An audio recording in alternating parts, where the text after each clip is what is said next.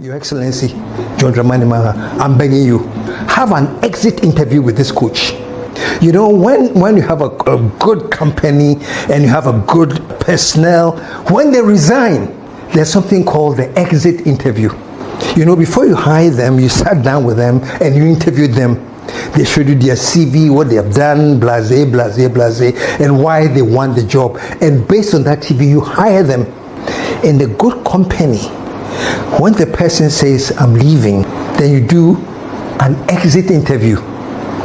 Why are you leaving? You want to understand why they are leaving. You do an exit interview.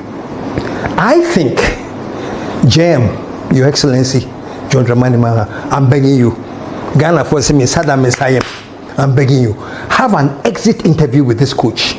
Sit down one-on-one, difference in Carlos Curios. Sit down one-on-one with him. And say, Carlos, Your Excellency, John Dramani Mahama, I'm begging you, have an exit interview with this coach. You know, when you have a good company and you have a good personnel, when they resign, there's something called the exit interview. You know, before you hire them, you sat down with them and you interviewed them. They showed you their CV, what they have done, blase, and why they want the job. And based on that CV, you hire them in the good company. When the person says, I'm leaving, then you do an exit interview. Why are you leaving? You want to understand why they are leaving. You do an exit interview. I think, Your Excellency, John Dramani Mahama, I'm begging you. Ghana for me, Saddam Messiah. I'm begging you. Have an exit interview with this coach. Sit down one-on-one, difference in Carlos Curios. Sit down one-on-one with him and say, Carlos, we just hired you. Well, I know we couldn't go as far as where we wanted to go, but why is this recognition? Because it says something very important, folks. Even for a common man like me who doesn't understand sports, that thing rings a bell in my head. He says the problem of the Black Stars is not on the field, though. Think about it very carefully. He says the problem of the Black Stars is not on the field. It's what happens off the pitch. But you know something that I find KSM and yetin sema wode to jana chese wo twema the departure and I said the resignation of coach Carlos Queiroz akwatwetwe nkomo bebre di aba ebinum kyerese maybe just maybe because the contract na it was 6 months enti yehwemu kra na 6 months na enhye da enso papa and now share the statement our church ye any idea about how we can build a team for Ghana ebetimi and represent Ghana ewa kensi ahodomu ana chese bibi wo ho nti according to KSM ne de ebekọ in the best interest of Ghana say President John Dramani Mahama ebeto nsafre coach Carlos no ne na twetwe nkomo. That is an exit interview, last interview ne ni benya oba Ghana no obe coachi Black Stars ne eden no hu ye the Ghana Football Association no ne omu ye adwuma no what happened dey ne see ye behind the pitch, you know, what are some of the things that has gone on it was a mampeni any who said the beya maybe just maybe the calls and Akuffo have said we should dissolve the Ghana Football Association na afeye racket okreku yenje ne debranding finisem na afeye yem build a whole new team no just maybe if mampeni heed to this advice na one coach Carlos etwetwe enkomo no krabia ewo honom no papa na ebetimi ebiebie niam ni so the chairman penny so that onu nso betimi take the best decision in the interest of Ghana and afin so Ghana football as a whole. Now enye KSM nkwa na akasa said the make no amafo bebre ahye you more opinions and views about the dissolving of the Ghana Football Association, the sack of Ket Okreku.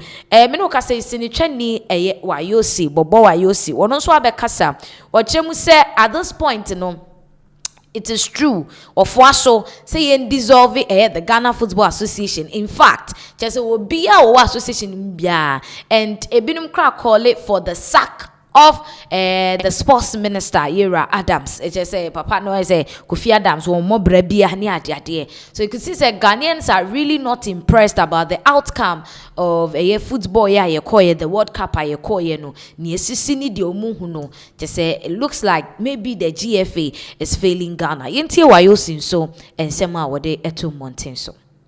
Mr. President, John Dramani Kwame Mahama, Papa, Oba, Bichuche Mechiao. Gidi is our body, I do be able to call.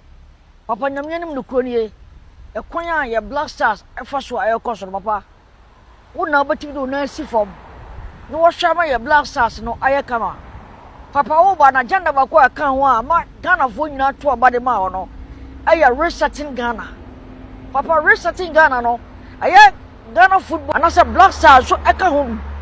Papa, you should wake up here, come on, Papa, you what to car?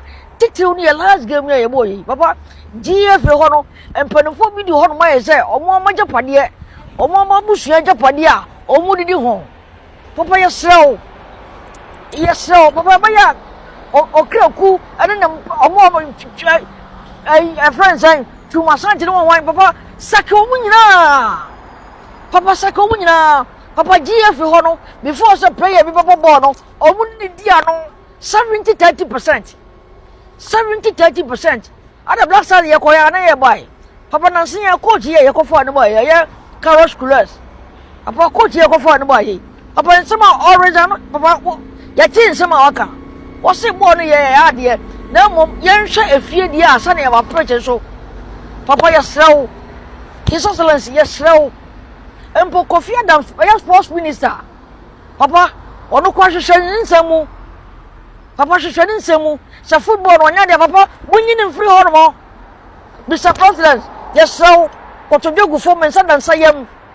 Black Stars ni yakuma so ade. Sa se Ghana bobola. Obia party affiliation bi obia de to nchen ama ye nyina ka bom edi o manachi. Edru wa obia nhwa ni frɛ. So obia se Black Stars jersey. Obi answer obi say Ghana Jesse. Ghana ntade de say. Papa, ti e behwe my Black Stars asay. Papa eno ne yeni die o. Eno ye ka obi abom. Ye hwe na say aya Dr. Frank Akuffo. Papa ye hwe ade a waya no wo friends ay. Aya ayi hono askwa hono mo. Bo no mo sha. Papa, anya MPP fo nko anya ndisi fo nko. Ghana mabunu. Omunya twahiem ahwe hono mo fefefe. Papa nti e betena se I'm a Ghana football, I did you any say. Papa, Hadia, your sports stadium, and another only I saw, I did to do. Your sports stadium, your sports stadium, renovation, only I saw the second. Papa, tidy your vision away, you must say, Yes, Excellency, you must say, for nothing from a young restarting agenda, no, the patrol football so come home. Papa, football come home. Ghana Football Association, Papa, Saki Womunina. Papa, Saki Womunina. Ghana, you are good players, you bet me abo. Now you then we Papa Bola. Your team is far. You bet you over 30%. You bet more 30%. You have for 70%. That's the way to be that way. Papa, yes, so. For next for Papa, pay a ben also about. Because only need 70-30. We will proud, no one second on the channel. Papa, yes, so. Yes, so. Oh no, man, Ghana. Ya to ba boom dia mo papa hwe no so maye amrantie ne mba wa sports ya fa yam to mo pemfra no man Ghana ye bo bola ye so nya nige sampa ye koi Ghana ye betimi adusei papa oda ro ma yesrew adu burum papa wo na betimi aye wo na betimi asaki wo mu nyina sansa wo ne ye de o ma na hye onsa Abusia Bobo Wayosi Kumawood actor ena onunso edina no ato enkomo twetwe no efa the dissolving of the Ghana Football Association echemu anachese kululu bi ni ade ekoso na no boy yi se na ebibisa se aden ebinu makwa twetwa Bryce yen keep your more pitch ne so ana because we are not really seeing ball wo mo air ball pitch ne so but de bia first 11 no mu ginem enso mo nhye da mbom ho modene ebi che say as a Black Stars na be family and friends abusua ejapade abusua nchemfa ne ade and utimi say no obi a beka bi enti Ghana fo nyina sha se kasa ene esi ye hu ane se flyers etwagu ene ene ketu Kreku must go, Kofi Adams must go, GFA must be dissolved. Just a tinton time. Anything GFA, no to say people are tired about the entire thing na air koso GFA. They feel like no credit any ho. And I would say and some about Canadian na say omutimi sheda kofa players ni biba. Omudi omoba na say connections bi akomwenye ye ma akobo Black Stars and I say ma akobo World Cup on in the name of Black Stars there.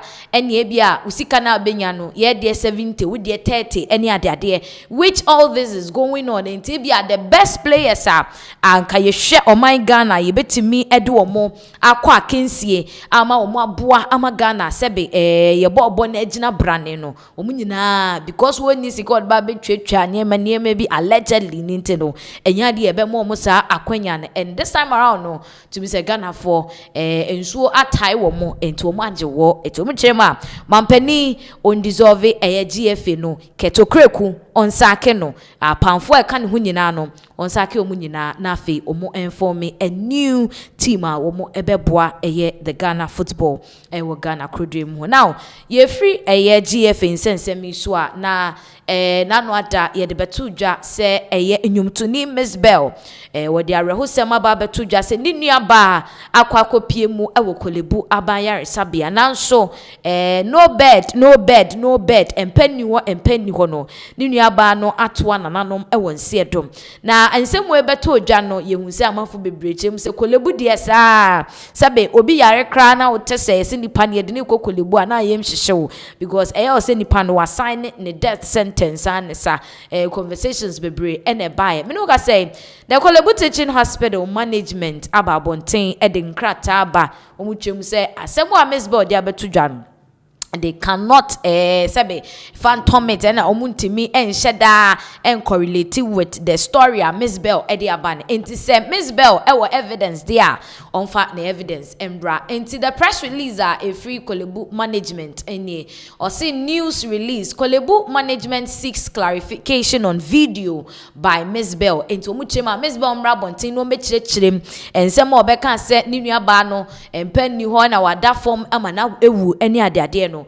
Miss Bombechim to say the management of Kolebu Teaching Hospital has taken notice of a video currently circulating on social media published by Miss Bell, which suggests that her relative passed away as a result of unavailability of a bed at the hospital. Inti omuso manye twaso se video bi ko viral e internet ne so a nnwum to ni Miss Bell and the aba beto monten so a wo kyeremu se ni nua ba akopie mu e wo Kolebu na Kolebu no wanyampa na so ama sebe ne senti no we free ati asefo asase eso.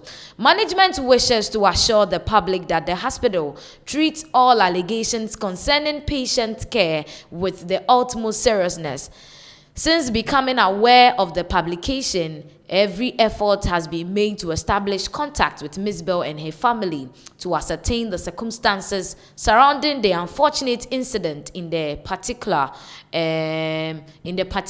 the hospital seeks to determine whether the deceased was referred to Kolebu Teaching and denied admission upon arrival, or whether the patient had not yet been transferred to the hospital and was advised to await the availability of a bed.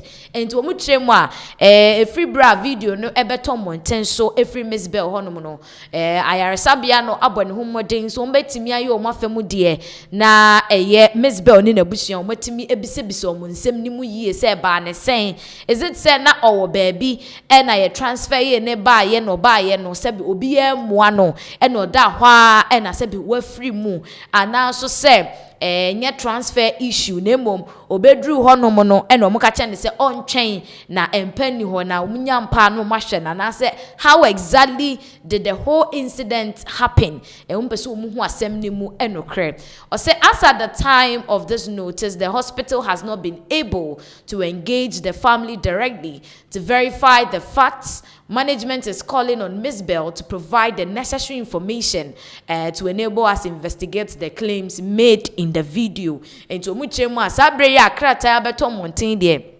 Omoye de ombetimi bia se nkomunsa betimi aka nnwomtoni Miss Bell ene na kasa no mo bisebusa ne ensem but omunya ho akwanya enti omo sere se Miss Bell or unknown enti wotremu dia na chesesese die the best thing they can do no ene se wo mo ebebo ho modene na omo aboa ama sabre die nsakraye bi ombetimi aye no omonye na ebusuafo a omo afaso how we mu nyina no NCBM, and at some point government needs to be accountable to every patient and the healthcare system. That obi nya se me de miniskentino me call hospital ye mfi me nya obi entino me call hospital ye yi mesin chen or see me Leila me sister Leila's passing not become just another statistic.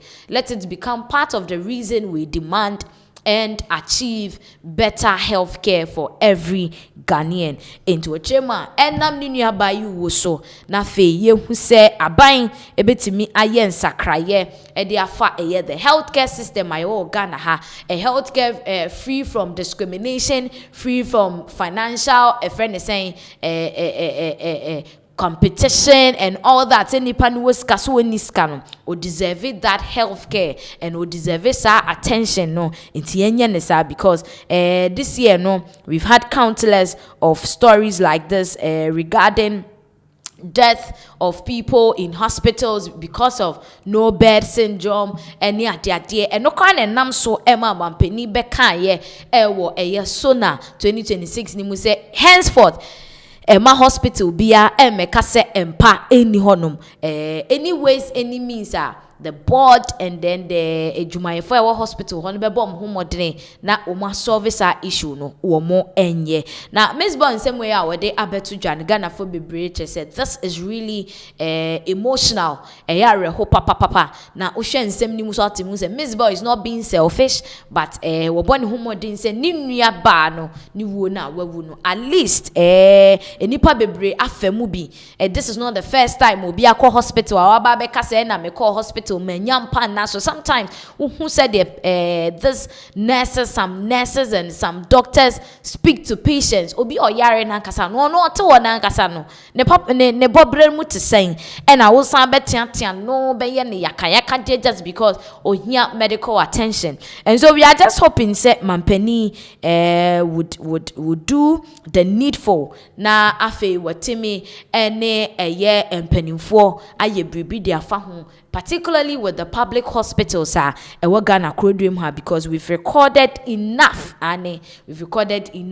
of this whole death toll based on no bed any other day also and we are hoping say truly I same way NCBM to say the Miss Bell no it won't be something of statistics so yeah be recorded because there've been a lot of incidents SC with regards to this whole we can say no bed in sensem and it's true we share comments na beba na ebi che say enye kolebu nko a we have other public hospitals we could dream her.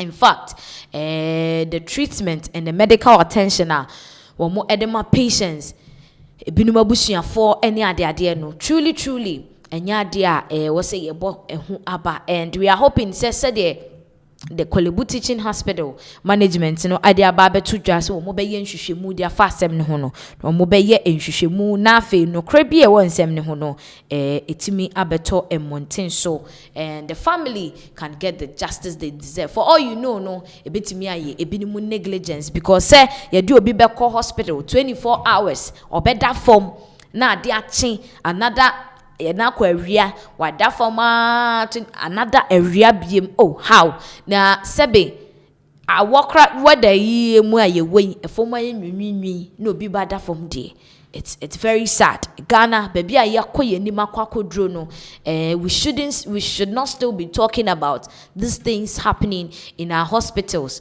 and when say something we should even be talking about by now. There we have to grow past all this sentiment of no bed sikasem tie nhwewo any ade ni nyina no. We should really grow past it, and then we are hoping say Kolebufo will do justice to the case na asem no emu no krebi ewo mu no wo mo etimi e de ababeto emonten so yebegine fidie we so na yama Miss Bell ni nebusuan yakọ for this horrible experience. Indeed, ebusuan bi ani honoma, they need to experience such a traumatic event like this. Say odishe be kwakopie mu wo hospital na obeda for 24 hours na fe obe free mu, and it's very sad, and we are hoping say no kribia is surrounding this event no ebetimi ababeda etin. Now ye be free Miss Bell and in nebusuan sensem we so na afi yakwakopie mu ewo the current spiritual feud ekoso. There've been a lot of spiritual feud between Asofo ewo Ghana hanum say, but then this time around no, this feud started as a result of World Cup ye call ye ebeto dwa say yera the sports minister Kofi Adams wakopie mu ewo osofopani Stephen Adum Chedua Philadelphia sorry ni mu eno nso be raise a whole lot of conversation nipa wo be comment ewo ho no odifo adako ayadom opambo opambo be kan ho asem na me say ensem opambo be kan ye no anhyeda anye yera Stephen Adum Chedua de ma onu nso to bi emane opambo a wokokeka na ho fe ho nsem ne ade ene opambo so aba abonten enso abeto bi ede ama Stephen Adum Chedua se sa ne ye kwa ne de a ene nyina ye be no boot for boot na me a woka me wasem se me ho nye fe no is a lie endi ye bete opambo den nsem a wato the amos of Penny Stephen Adum Chedua ye ba ye beto aso. Just only one person. Who you see a friend saying Lewin and they did the Fashion prophet. Hey, who my better with that? And so who took a better me? My better, the old better me. To come. Who pass sorry fear will be a sorry fear. But this soft chip don't remember. Yes. Me knew what Tim Benjamin me fear anymore. Tim Benjamin me fear no Crawford. Now some Quasia Sally. Who did matter? Manu Tia Manu way and Tia who did matter? Who did me matter? Now what's up for what I was say? Wow, you movie Claudian Coach. So did me matter, Mamma Davase? Who did me matter, ma? Me Davase. No, me say one third radin ababajim babon. Yo. Who do me send from pen or by several radin pejano? Who be boom cotajo me many muno? Ah? I am not the bamani. What if for me and Pacho Wadaruma? Papa me and didn't buy. Satan for the apostle. You who answer yes will be by acquiring in my buoni. No, we did matter. Or nation Manu Tiawoda. Me Cassan Tiawoda. What's how did the prophet? Who did me matter? What do you need to see? Me chow bebrebe. Bracket in a proper. Who did me matter? Milk tipan, what do you mean? Yes, when you milk tipan me. Nanka papa. Me will be multipan me. What do you mean? Who you made this unipedia? And he also when you cross a tenant in Quasia and Ponche and Quasia Namvientia. Jimmy Fobema. Quasia. Osofo. And no mean I have ebe se wo bia. Ebe se wo bia. Sai jawo ya asoi. Enya numu. Ejawo ya asoi sofo. Enya numu. That be prophet. Obi abe ewiase nyina obi abete yanka. Jesus name. Obi abete yanka. Ejawo ya asoi enya numu. Obi abete yanka. Thanks here. Just only one person. Who you see a friend saying Lewin and they did the Fashion prophet. Hey, who my better with that? And so who took a better me? My better, the old better. Opambo and I attend sema wade eto montin. So from all indication, utimi say we're going all out on or so for Stephen Adum Chedua any kojon cancer Lewin. Esan say Lewin and semne kosono or babontin ebetutu be de Emma Opambo. One thing you should know is that Lewin happens to be one individual or call Philadelphia sorry nibi and ebano yes prophet Stephen Adum Chedua ondini one groba baako say kra enti se ne adom chedua asem e na abekwa akoka de a ukoka kan hunu say Lewin is coming for you enti issue we start ya opambo tutu bi de ema eye adom chedua na Lewin so beso ano no e na opambo chim se ne eduabo bebem no obebo bonkrofo dua pa because say on didi watem da na wo beba abontene ababedidi na tem de you can't go scot free na ni nyina mu no Lewin de otimu say till death do or no any Stephen Adum Chedua apart ne de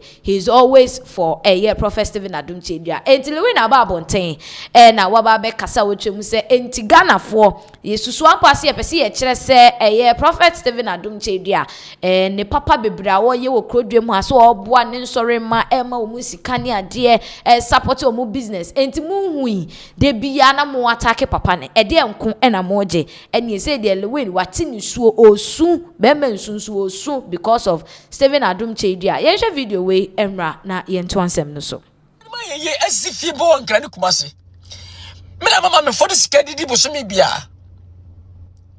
chese so fu be say mama de be for ne man na ye no ne maro ene ma abushane ko ama ene nkwani nya to mama me abrewa 890 me na mama skedi di bosomi bia every month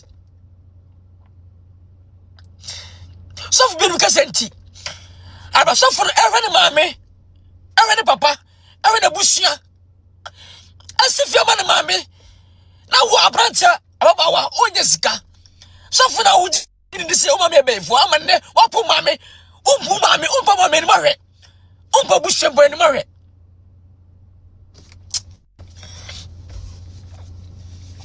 na se ni pa we abatrase ebetia so for ba ya wo se Ghana do mame bu mame hweno hwabu hwenya bia mum bini ebi kwa na ma ya kake gutar mum bini sani pa we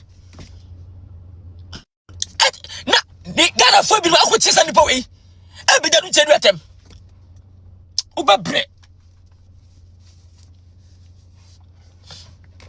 sani pa we abejira ama bushane Ghana abatan fo ya mame no ya banom ye nu amanum abejina amane enije abasafum enije abagana amane emame fo nyina stati enya enije obi akofre da fie bia nya tema mane mame amane mame bidi na papa bidi na se nipo we ya trase ama obi a ono te bushantem edidi atem amane nkura edi papa nyatem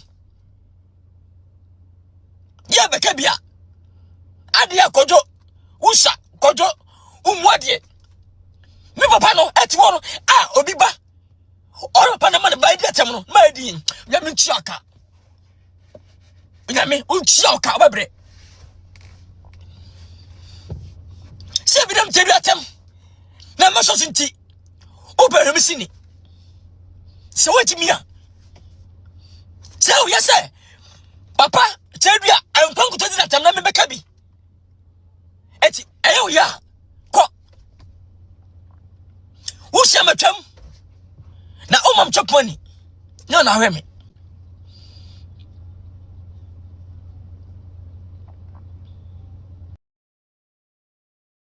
Abusia kojon cancer Lewin na yetie ne nsema wo de to monten so na se otwemu dia Prophet Stephen Adum Chedua osofo onye boni bia ono kra de sesei wo de nkabom na wo de aba busuantem because asofo bebre ewo Ghana hanum say awkom ho a na ndie wo maame owo ye boni beyie enti wani beba ho no busua bebre emrante ne mama bebre ene omo maame ntem asai enso Stephen Adum Chedua de waba se wodi nkabom beba bua nkrofo ne ade enso people are still hating on the man enti say because say obe defend Adum Chedua hwe ne movie biem dia eni ejai fa ho ma hwe ne movie biem ene ne nkasa hu na atwem otimu se Lewin de o magaba se obi ebeba be kasa ankasa adom chedua enim so eno nko anti obeka so mu ade de a eni wo pene saa na eno na chese osofo opammo so ka se yenti jai committee ya ye ni esanse asem no enye nne ne kina ene wo betwa so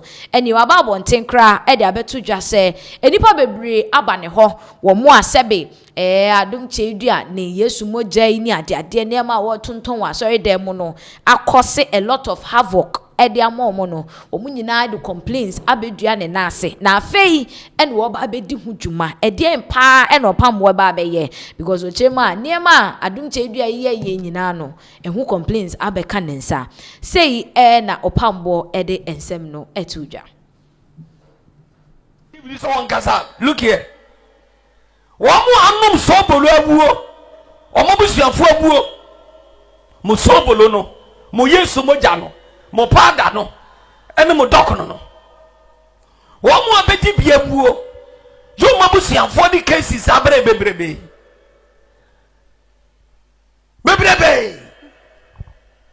se kase ba kokko mejira hankasa eyensempi obeba no mejira hanso a enye de ye nim na mokofo mo ba ha mokofo mo jira mo we de mo nim se we wonu ni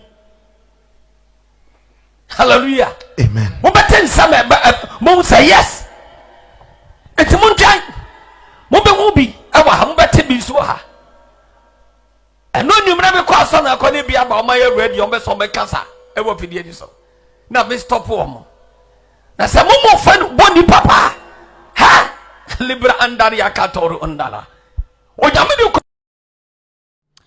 opambo ensem a wode ato monten so eno no na chese wo ka kosi se abusuafo bebre a sebe wo madehye na wo mokọ Philadelphia koto Yesu moja Paul Dani ade a ebinu manum Yesu moja famwu no bebre na ede eye adom chedua eho ensem abre no na embrepam no wo beyi omo 1111 awo mo aba beto wo manum tuo akasa magana fo nyina eho na chese wo hwe ba bia nsem ne keka kwane de a santokwa we no enye ne na eto ebeba wiye ball eho asem na afi de adane ensem ne ani akwakodru ba bia ye duro ya 7 adom chedua ene opambo de fe so a kwadwon cancel win enso ede ne ho akwakodue mu ebie but we are just hoping say ebia adwebre obeba na omumienu akoye nyame ne pei de sebe wo mo entwe nsem ni mu a emane nti say ten na njinsem but they will find ways and means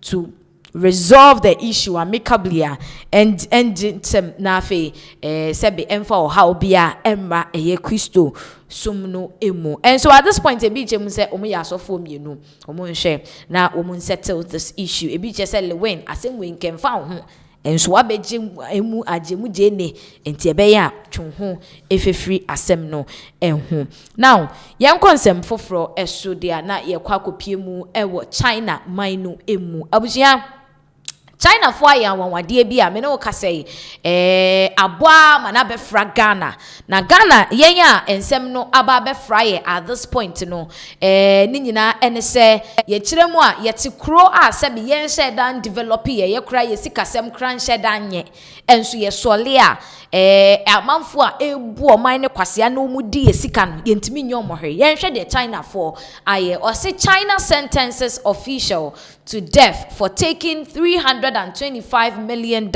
in bribe.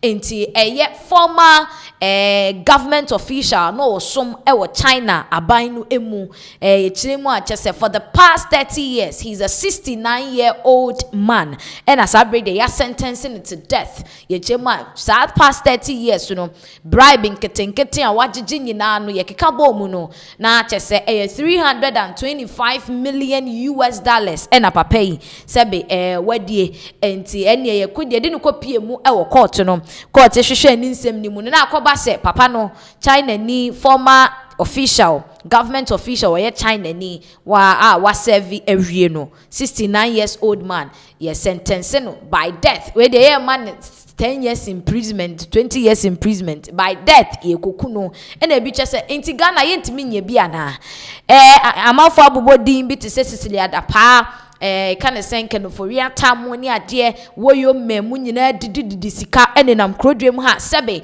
yenye wo mo hwe China crash kawo hokrano, they are still giving value to money. Enti eba ne say na Ghana ha de ye de aye din e na ye hwe nkrofo e na se be corruption, bribery e koso a omua no masenye omuti of an economic zone in the eastern city of Nanjing was sentenced to death for taking bribes worth more than $325 million between 2013 and 2023. The severe punishment underscores the intensity of President Xi Jinping's anti-graft crackdown. Abusia na chese the 69-year-old Chinese man na was vice director the economic zone and na chese wo sheho na katasheshe proye ni dreamer no for the past 30 years no wutimu say they are making who ye pa indusha. He's not a small man like that, but nikuru aye mabu so no ye che no and ye de ne kogina court adaka mu amino kase de ni wo kwanso ano nam no me just say po de wo kan the last prayers wo baby a owo no na say he has been sentenced to death. Na ni nyina mu no Captain Smart is in Centuria Wagana has say we reacted to this particular news if China for the whole about him say then share China, can't we emulate them? Yent mean ya de China for ye bia na o de yenya ba ko scapegoat keke o believe say obi abeda no ho nso ye de depression nsa e wo Ghana hanum say ya umfa nye katasheshe pray any dream because our mind to say Ghana we are still developing, we need money ye hia ska de aye niema bemo mine etumpon akonanim China podium akomanim, and so still they are trying to punish this man. Said the beya it will serve as a deterrent to other people. Now we emulated the same actions why and we will be our China okuta dibra hwa ni yemu hye ne so be kwakoye bribery ni ade because when him see e China owo kwanso a enonam yenkotie captain ensem a wode etu mountain so Abraham Adam Kenofurata away. Dr. Edu, Bangma Mai, Mafia, awake, Kenofurata away. But that is not my concern. He is smart. He is unique. He is the best. Captain Smart is the king. A degree card. Ken, over here. John for, and I'm almost so. Wound to me.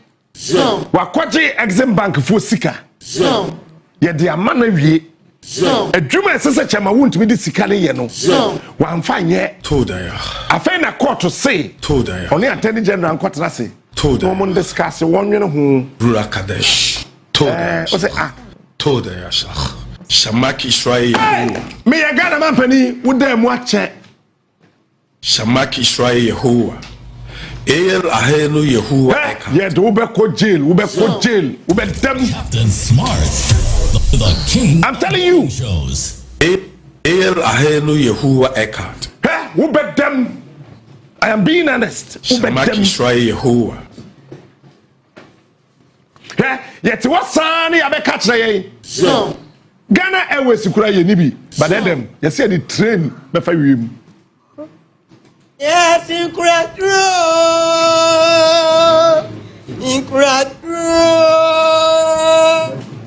Che, say yet he is smart.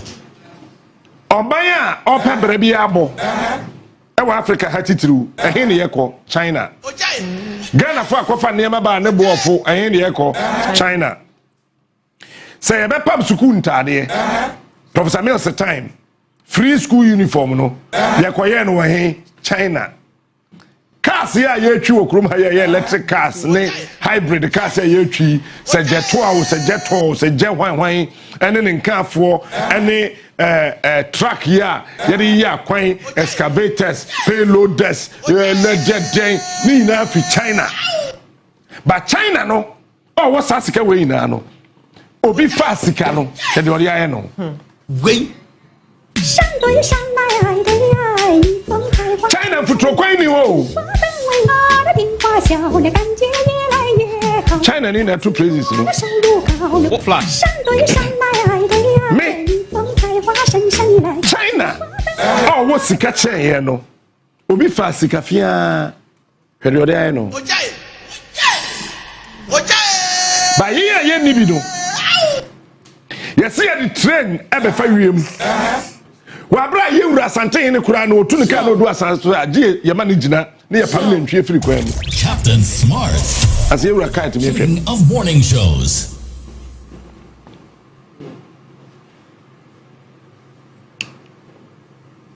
Ofa Ashanti Regional Mfuturu Kwan. Gumo West Bobo. Greater Accra Bobo. Ofa Hen Bobo. Na yɛsɛ yɛde train ɛkɔfa wiem. Train yɛde bɛfa wiem. Na yɛsɛ nipa na ɔbɛtena se ahwɛ sɛ yɛbɛtumi de train na fa wiem ampa. Consultancy yatam $2.6 million. Yɛde ama nipa no GD. Captain Smart, the king of morning shows. Na train na yɛde bɛfa wiem no. Sɛ yɛsɛ uduru bantama. Our Rivoli, yɛsɛ mo nkɔforo. Ai, obi ana me ne mokola o. Uduru bantama Rivoli a. Aha, train no ne mafia. Sɛ our bantama Rivoli. Ai. Ɛna that TV no so eduru hɔ. Eti mo a mo pesa mo bank kran no.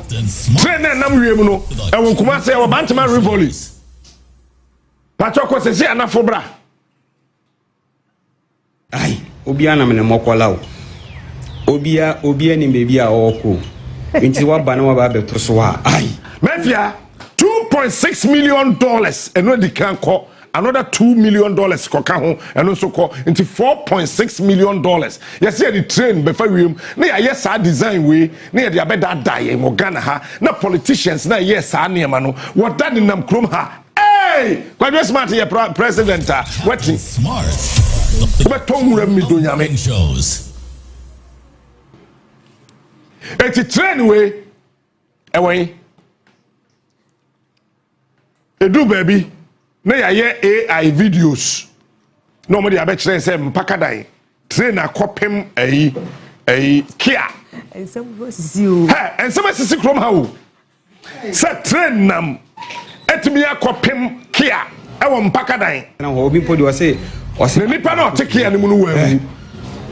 Ni mate wan. Wetimi ba ko. Train netimi ayi apem Kia. Atam Dr. Du watam Kia na train na nkasa pem no e de akosi nchen na watwam.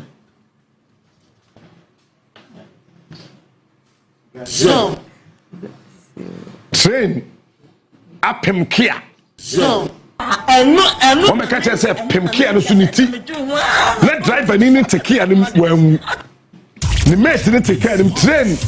The king of morning shows. Apem car.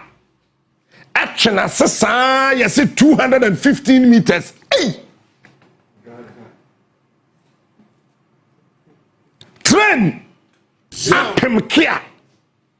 Action assassin, 215 meters. Car no. And say, and tete. Any part of front driver when mate or driver and chair on front when anyway I didn't wash it. When they see 2024 Smart. they see train new year you know no kuku Kia no Dr. Du no the Kia ni sinchen no sanchem anyway I didn't hear. Where a Sigana how?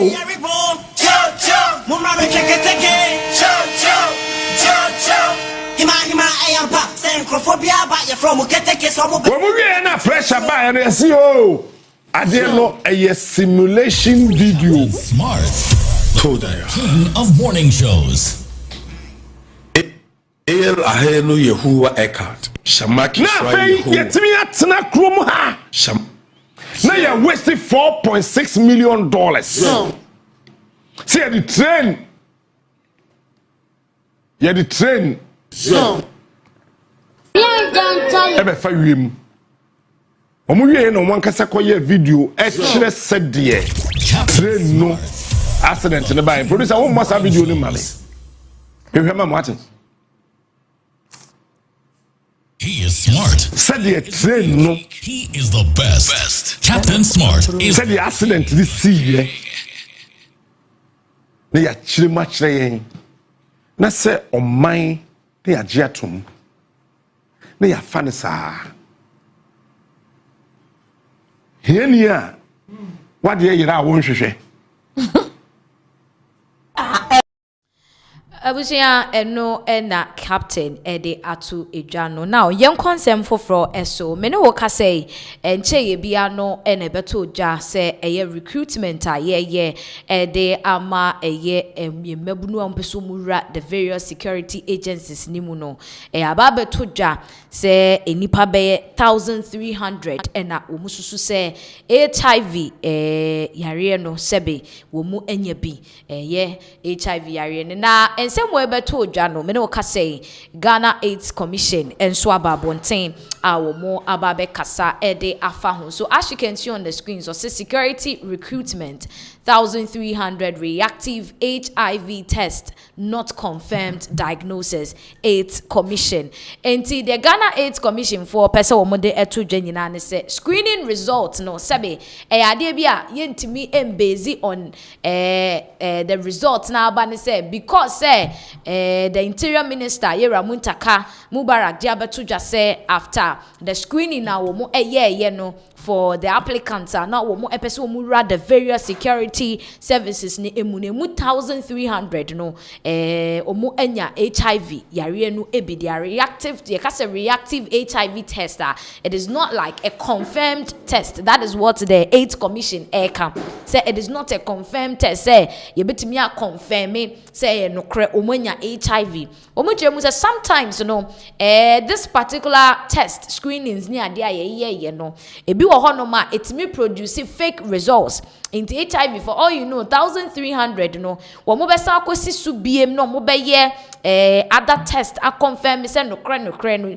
these people enya HIV no ye be wiase no kra na bebre wo mu a enye no kre se wo mu enya HIV yare no. And so based on ensemo the interior ministry through the interior minister Yera Muntaka Mubarak ede abeto mountain no they should know say enye se ebia nipa no na omo be confirm say truly wo mu enya HIV. So that is what the AIDS Commission ababonten ede ababeto mountain. So now ebra Yera Muntaka Mubarak the interior minister wode sa ensem we etu dwa na ebra we share the assurance committee na wode etu wo mu anim ye betie ebra wode sa ensem we etu dwa na ye ba yato aso.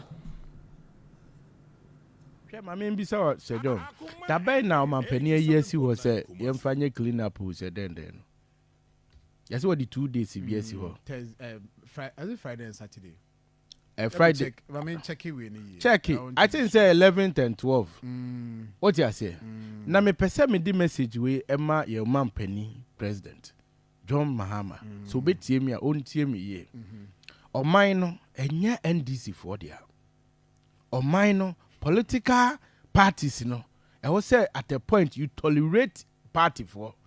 Only must say on the 11th and 12th. Knowing the details. Then when you call, then they assist you to let you know. Because interestingly, some of the things that we realize are treatable. So people need to know and then also get treatment so that subsequent recruitment they could join. So you need to know it's of interest for every person that got disqualified to be interested in knowing what was the cause, so that at least you'll be able to, those that you can treat, I mean, hepatitis B, if you have cardiac issues, maybe you've had some major surgery, drug, mental, and all that. A lot of it, some of them, I believe, you would help you be able to get out of it, especially those who had mental issues. People may not even know that they are having mental issues. But these are things that are easily treatable. So we encourage everybody to try and reach out. Don't just say because you've been discovered, you are no longer interested. Be interested because it may be something minor, it may be something major, whichever it is, if you get to know, it will be of great interest to them. But the reason why we didn't send the results directly was that we don't want the shock. Even based on the WHO guideline, there are certain ailments, you just don't throw it on the person's face that, oh, you have hepatitis B, you have HIV, you have that. So that was why we didn't send the results directly. Honorable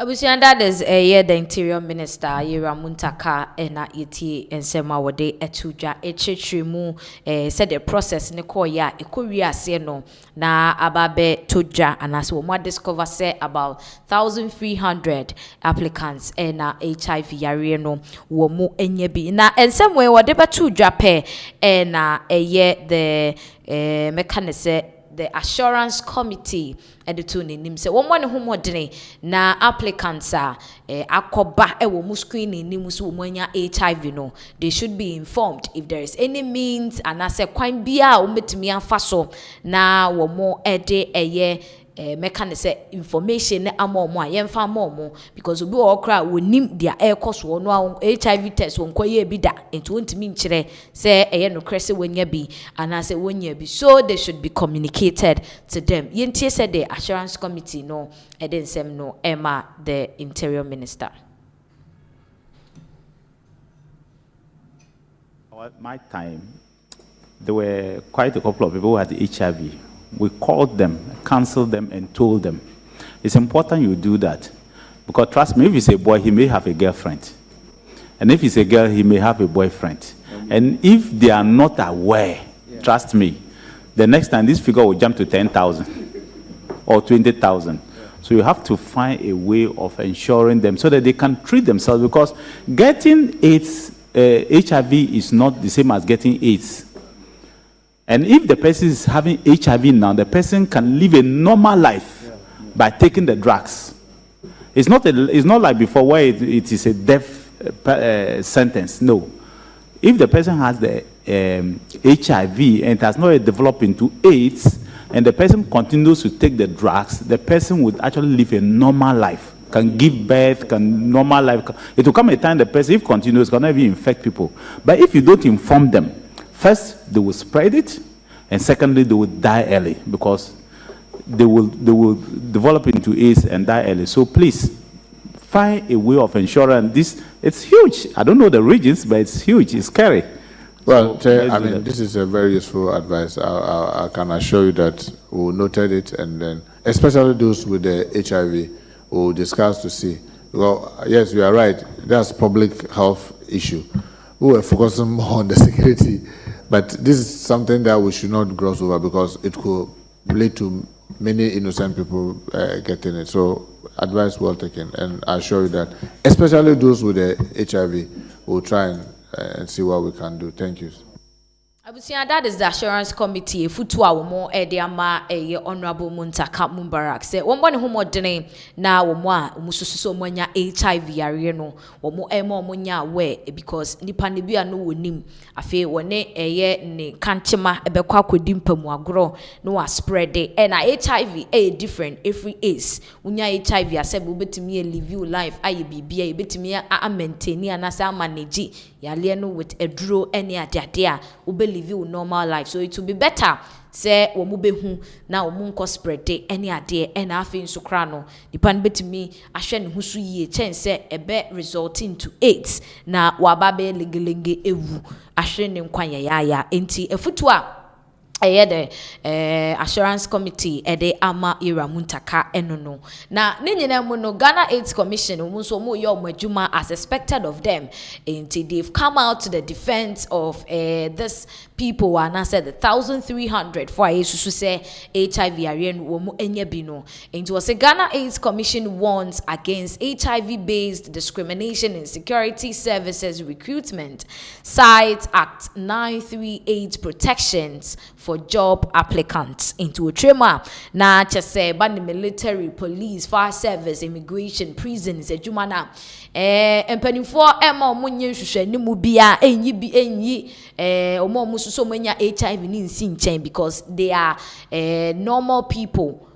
So they need to be treated fairly Inti per the Ghana AIDS Commission Act 938 a chiremu say obia or what HIV are really bibiano it's illegal say nipa no money ejumanya na se obe treating unfairly because when you're HIV, so they should give equal opportunity and equal chances to this applicant na wo mo intimi emeye adwuma no munso munsa intimi nkomano na fe they should serve their country as they want to. And in some way beto dwa na ebi ni mwetwem say no cra AIDS commissions for some more canon about not discriminating against these people no they are buying into it because it will be better to employ an HIV person, infected person, than to employ a drunkard in a security service because ukofa kowinseni so amra no meye adwuma security service ni mu a e dey pa no obey or be bro santan police ni be kono jakwa no abrotwum se mufa no military so anie be kono enti no let's give people the equal chances and fair chances to the job rather than say be discriminated from they having the opportunity to serve Ghana. And Ghana is commission de abetu maintain no na say they are also working keenly to help the people in question. I susu say omo ye 1300 omo enya AIDS yare no HIV yare no before you know no the other people said the era munta kakan HIV for no they will deal with them and AIDS for no so they will know how to go about with them said the beya yen spread ewo yemanyi emu. So we are just hoping say penny for be what is expected of them na afi omaino etimi ako nenim. Now one honorable minister as Abriaman for Bona Baso Pais and so muchema, they are really seeing his effectiveness in the past years. That particular ministry, honorables and as a minister, as you miss our ministry, they've not really worked like the way he's working. The road minister. Now, Nancy, you say or pro call most of the roads are sebe ejuma cost project cost ni ade. Now, one major problem Ghana hire some of the contractors are ejuma ma omo contractors ni bi wo ejuma no obeyen obeda ho na sebe the duration e was wo di ejuma no na abro so na afi wasan akwaje extra money na waje na afi say yeah ye fa kwan no so no kra na bibia ye basa e de amaya ye je ho a enje na me no ka say the road minister wakopie mu e wo havi hohoi kwan a wo mo eye e wo ho na contractor no ene ye si broni nsunsu broni ebesu esan say ye sha say road minister akwakobon ntrene say wo hu say adwuma no de ama no they are not doing the job as expected of them in the contract no wo mo ebe terminate na say Mr. No Nonsense Man is either you provide a result or you are being sacked in any abrufo na sha say patcho we mu dem fa nche adwuma na ebe yesu nyina abemu a enya asem kitwa yenko na yenko hye se de niema esi ye ewo hohoi based on the new program.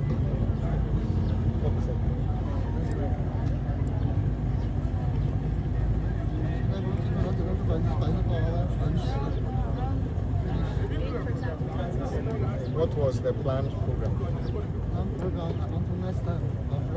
Next month. No. Where since you started the new phase under Big Push, where were you supposed to be by now, according to the planned program?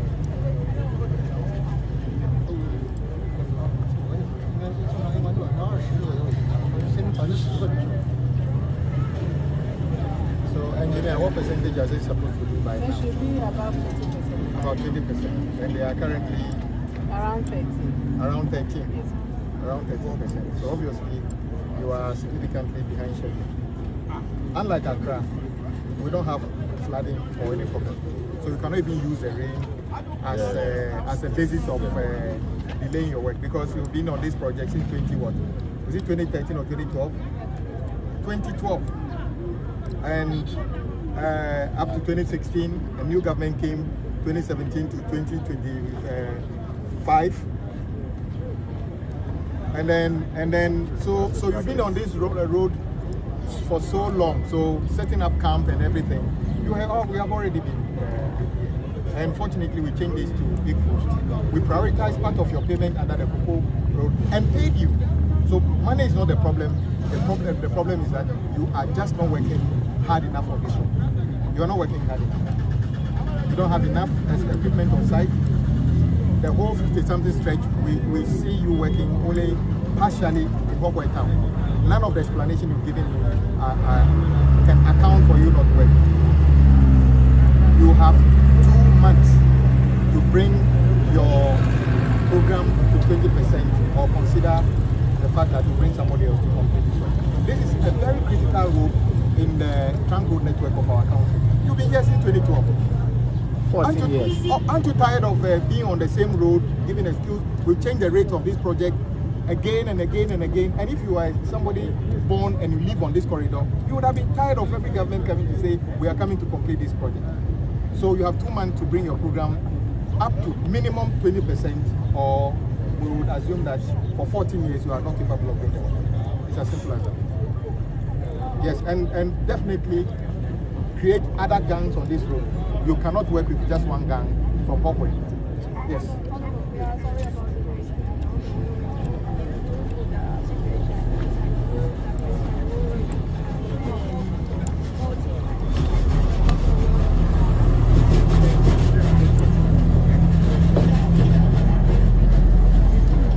Engineer, the asphalt plan they set up.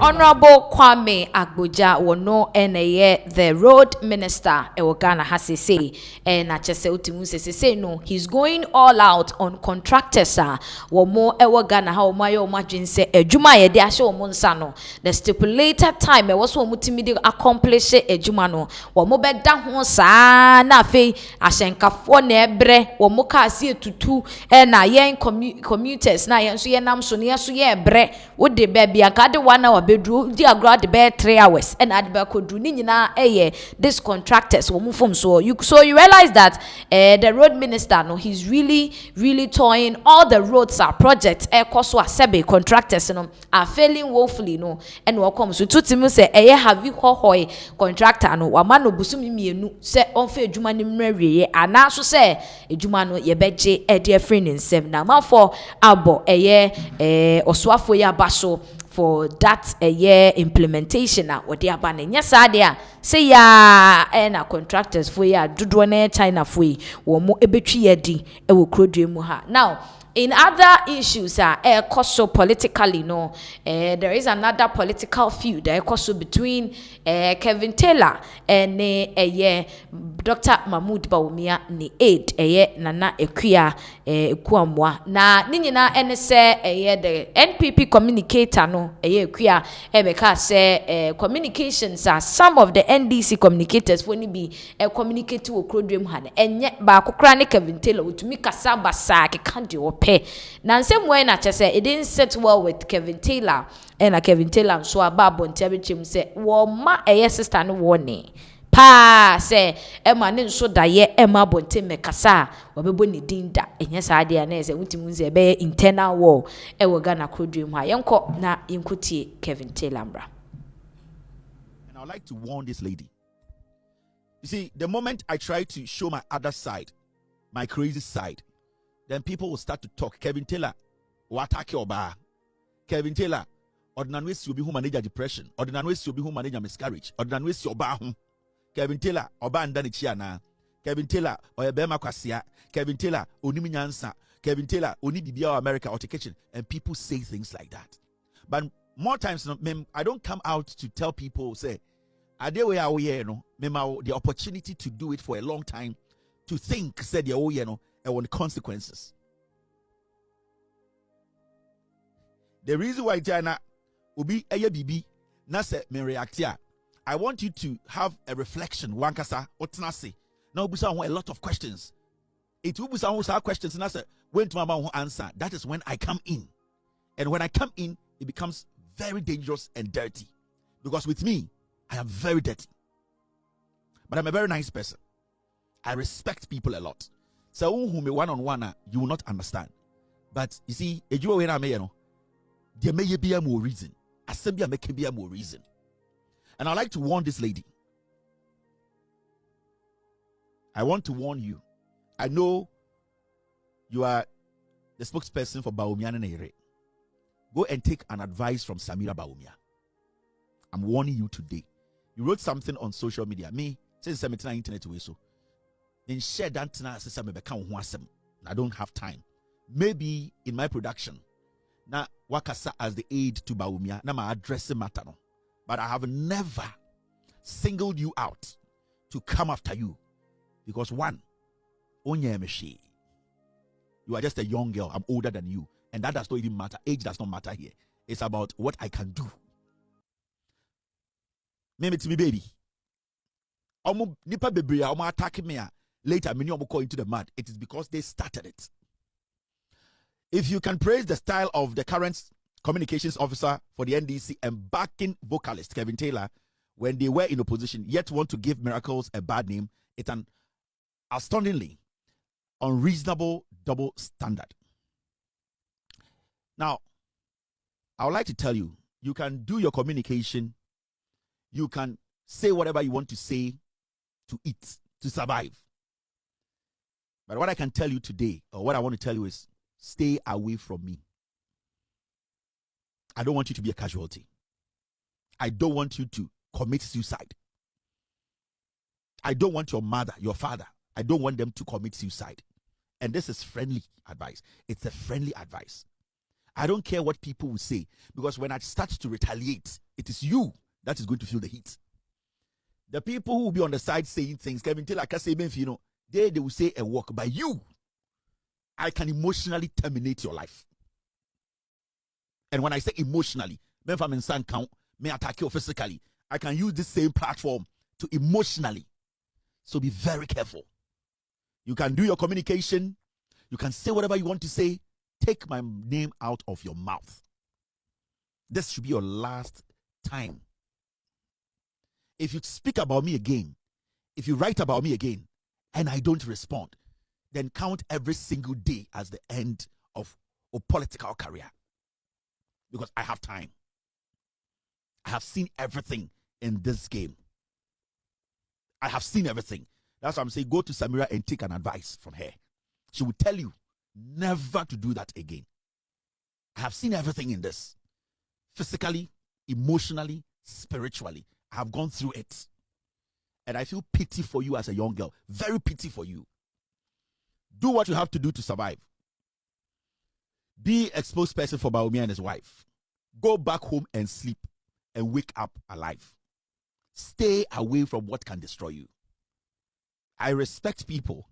And normally when I start to warn people about something, and I say, my instinct, I catch them say, your heart is not heavy enough to take what I want to do. That is why I do that. Normally, it's almost a may catch you, say, Jai way, man, yes, I do way, stay away from this. Now my instinct, I catch them, so wakumano, do for what if I decide to do. I don't want to be the cause of your finish, your end. I don't want to be it. Because if you are going to use the social media thing against each other, if I decide to work on you, on my platform, you will not survive it. So deal with your NPP stuff. Talk to your NDC communicators. Say what you want to say. But I just want to tell you, if you want to cross the red line, add me to your stuff. This is your last warning.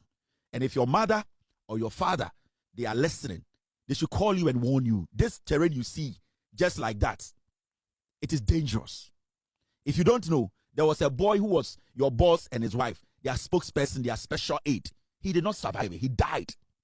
So don't ever try that thing.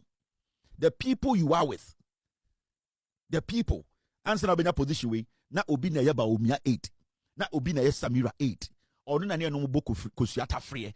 He died like a chicken. This is not a normal astroturf you can just walk on. No. This road is rough. Into waso afofo. Medi mefe beto. Please. This is your last warning. Your very last. You can choose to ignore it. You can choose to say whatever you want to say on social media. You can choose to use different codes. But if I get a wind of it, if I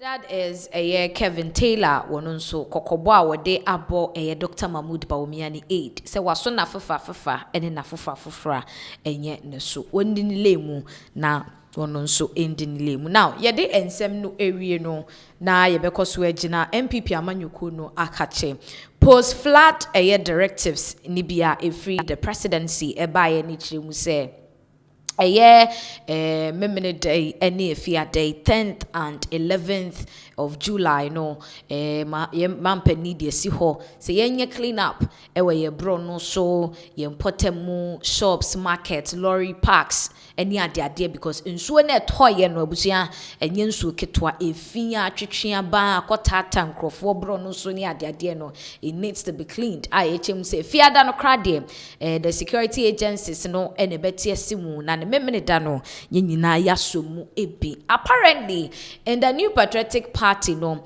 that same memene da no ene sa weekend wo mu de si ho se wo mu internal elections wo mu wo mo party emu mpanimfo eni ade na chese akwa the clean up exercise our President John Dramani Mahama de apase yenye no na ena one of the party faithfuls Paul Yando wode ababeto dwa se masa President John Dramani Mahama no sebe wo bu Ghana for saying wo bu MPP for saying ne se Ghana no NDC for nko ade ana NDC MPP for so eka Ghana no ehu ebi nti eba ne sen ene omu nimpefe se internal elections ewo NPP party no emu over the weekend wodi clean up exercise akwa hyehyɛ ho na kyese President John Dramani Mahama pese wo kyerɛ sen entuti mu se poyando ne boafu pa ene wakeka na dwene de a chairman panize sa hwehwani mu no a wo mu okrom ha no ewo se wo mu hwɛ na wo mu jai yentie no emra hwɛ ma me mbisa o se John da bɛn na o mampani ayi asi ho se yemfanye clean up o se den no yesi what the 2 days if yes ho Friday and Saturday. Friday. I mean, check it. Check it. I think say 11th and 12th. What you say? Na me pese me di message we Emma your man penny president John Mahama. So betie me a ontie me ye. O mine no enya NDC for dia. O mine no political parties no. I will say at a point you tolerate party for. Only must say on the 11th and 12th of July and a party MPP party here to Yaba. It's so in the mind of the president, them say MPP in Tiasi. Me say in the mind of the president, you know. You are talking to Ontiye. Ontiye. Say MPP for to about on the 11th and 12th. Would your question was here and clean up exercise. Meaning, Asema make catch MPP for ne say. Not even the president can stop us from your primaries. Constitute very important democratic process. Friday and Saturday. Friday na Saturday no makoto. Na Saturday no near to about obi e to so about Saturday no. E then na Friday wa clean up. 2 days no there. Meaning obi e to ne so about Saturday no. E then wa clean up. Ya nyamo pap. Say yantima postpone 1st of July. What they call two showers of blessing. Showers ne kuni pano dia. Sa so and also what me a postpone we say. Okay, Martin. What the aya can I say? Thank you. What the aya can I say? But a dear a cost one and show sign of a good leader. Inclusiveness eka Abusia NPP Director of Communications Ashanti Region Paul Kwabnayando na utimuse ni buo fupa uchemu se President John Dramani Mahama empese wadi obuo ebema NPP amanyuko no ene se the party is no longer invisible esanse womo party internal elections on Saturday and Sunday eba ne saying ena wadi clean up exercise ekwahye ho na Poyando nsem no akose a lot of conversation ebi chese Poyando nakasa ndem so wonim de wo keka ensu afa nkrofo ama nkrofo ajapade asay some places still needs cleansing and sana sebe kwan betimi adeda da baabi ama cars ne ade afa ho a you are thinking of party internal elections enti se MPP for so dwenga na ho a denti ena wo mo postpone ni wo internal elections no na yenye clean up ne nyina yembo mu so man baako yensom na yenye clean up no enwie na fe koye internal elections no but mo pese Mahama mom ena sebe wo postpone ni the clean up exercise no sebe enu nso ehunya pa said the mo internal elections ni hia mo no this is for the entire country. Your election is just for a selected few enti mo betimi aye hu bibi. That is one section of the conversation. The other section is also saying say President Mahama is just being unfair to the NPP amanyuko. If they are saying that NPP should postpone na adenti na sebe 29th June at Renchem say SC ebinuma wuwu eni ade japade eni ade ahwere nkrofo na sebe said the poyando kanu no 1st July say Thanksgiving enti mache fitane we yere no mo postpone no because sebe so afa nkrofo no so it's a national concern and they say no acquire banter for banter between some NPP communicators and some NDC communicators trying to defend their cause, but at the end of the day maybe them say NPP could still go ahead and have their internal elections after all.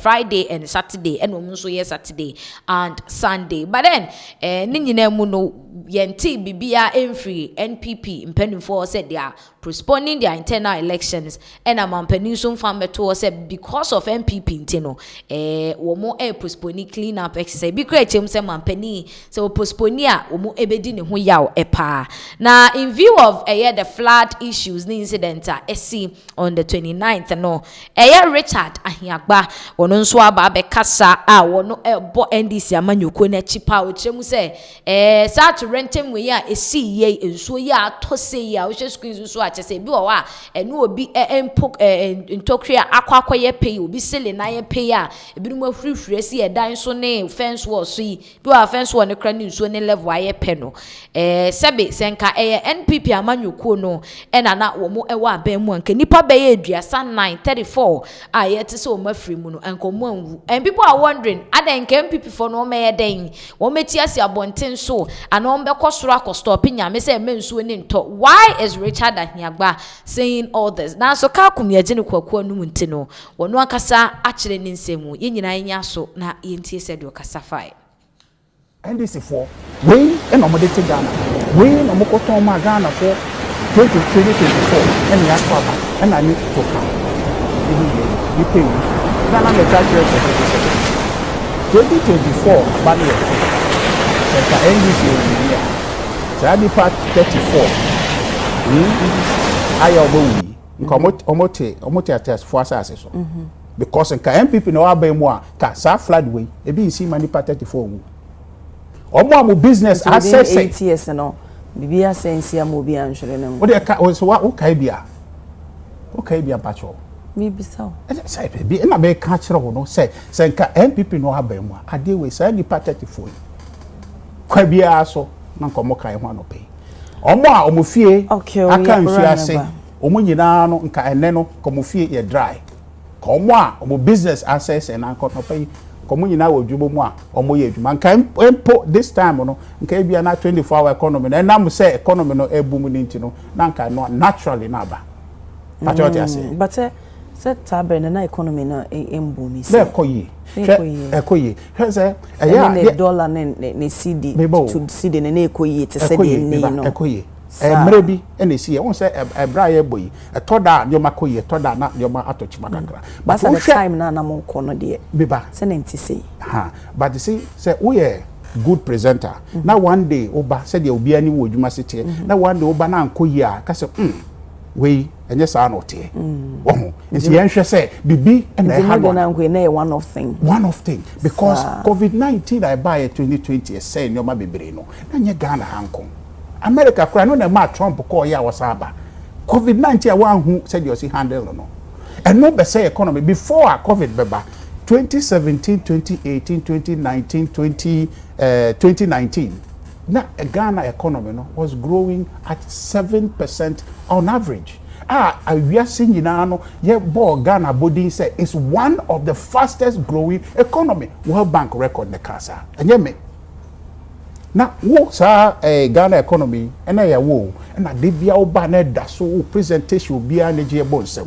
na 2020 covid ba na ade no oba ye one day presentation no anso enisa instead they say NDC for ibe fon na ahwe say de mpa na ha wonti sa ade no e ba ye de enayi o presentation ankoye na ye hu ni esiesie no omo de aba for politics so MPP sana ni pe wu but ni pe wu ewiase nyina no woni say covid-19 say the MPP say handle no ye boy abaso ene Friday abesi senka President Mahama ayusu Akuffo philosophy say ye nim say dia ye nipa wu a ye besa de na ba say ni party for di o ma wu ye ntumi nkofa o mba but say ye be make sure say ni party for ni wu ni dia kwan bia so meteorological service kokobo mo de ba no ye de be adwuma riska be shem ni make sure say Friday bi ba enko nipa eni sefo anye Akuffo anka obeye so obebo nipa hu kwa hu bai. That's the difference. That's the difference. Enti eno na ma economy no e could do some pepe so no e could do ye no. But ene all the things I can wasam and our economy say and our dollar say your debt say you go to 7 billion b ama friends saying Eurobond for 700 million akoma Eurobond for every MPP eduma yeah the difficult decisions I take here part of the IMF year you call no front loaded all the friends debt sustainability measures and no na ma abai we wan ha no enti ye yakoso nsuo no aba na omotifie edible life e ka say ye anya adwuma budget ase enti eda no a wo ba ya production anko yie no wonya so ehunu wo mu to ya wo de to akwa mu say be ya etina sa de ni NCB no ene ye ene no eko yie no ye nhunu enka say wo na wo fa bibi mu ena de obetena wakonware so no ama program na eko yie